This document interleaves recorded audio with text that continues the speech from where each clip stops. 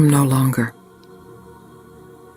No matter what the world is reflecting, whether circumstances are beautiful or terrifying, if your internal story is one of victimhood, you will suffer. It is very simple. If you are quite certain that you aren't telling yourself a story of victimization, and yet you continue to suffer, then I suggest you are lying to yourself. You are telling yourself some thread of an ancient story of how you have been wronged. Whether it is a story of how God or your parents or circumstances have wronged you, or how you have wronged yourself, it is all a story of you being the victim. Even the most violent aggressors, when the superficial layer of aggression is cracked, have a story of having been wronged. Striking out in anger or revenge always involves a story of victimization. Seeing how this victim story plays out in your own life is an important step toward realizing true freedom. When you really see it, you see that it has to be recreated each time it plays. It may surface in your mind through momentum, but to play it through takes energy, attention, belief, emotion, and some kind of masochistic pleasure in the pain. Yes, it's shocking. To see this operating within our own mind can be quite disturbing.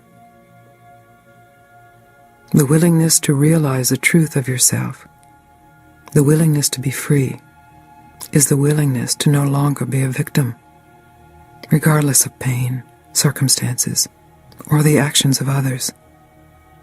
To stop being a victim doesn't mean to trivialize the horror in your life, to deny it, gloss over it, or repress it. It means that you can fully meet whatever appears.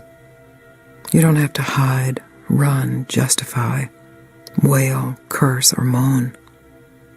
You can just meet life as it is. Are you willing to let your stories of victimization go?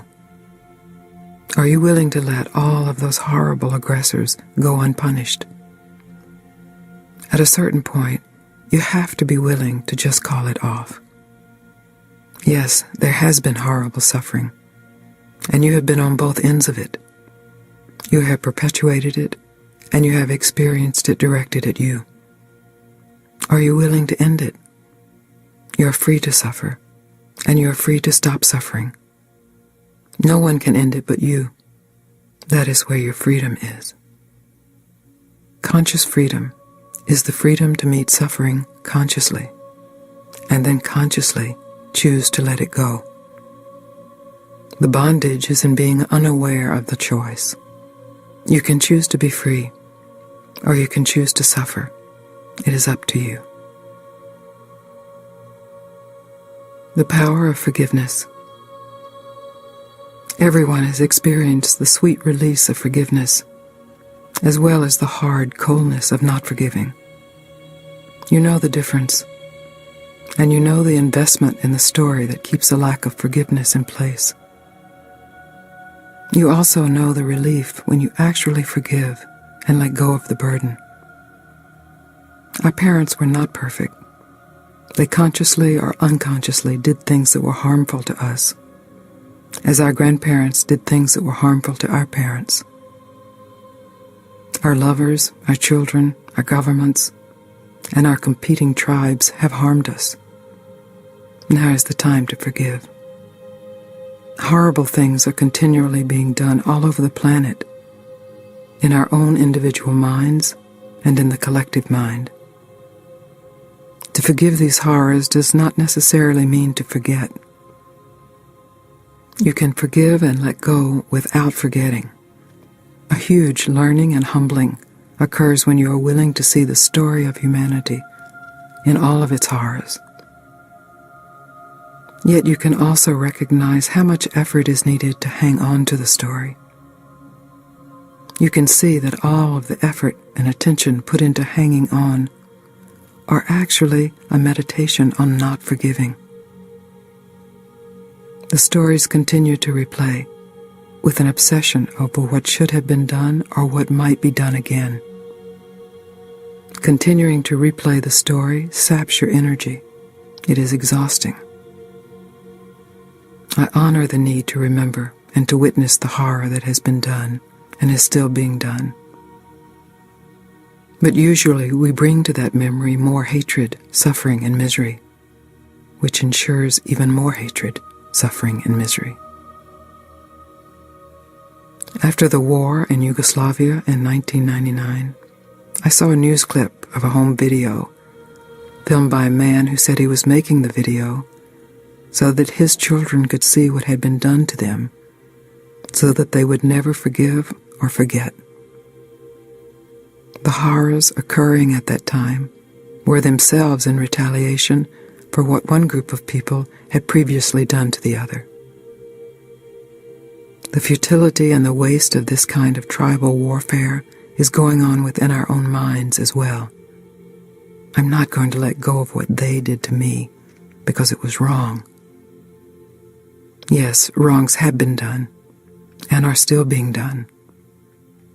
There's no need to forget or deny the wrongs that have been done both to you and by you, but you can let go of suffering over them. Forgive them, for they know not what they do, is the truth. Any war that is going on because of what happened yesterday is a result of ignorance, of holding on to some idea of revenge. It is very tempting to hold on to these kinds of views because there is some pleasure in it, and that pleasure must be recognized. It is the pleasure of egoic righteousness.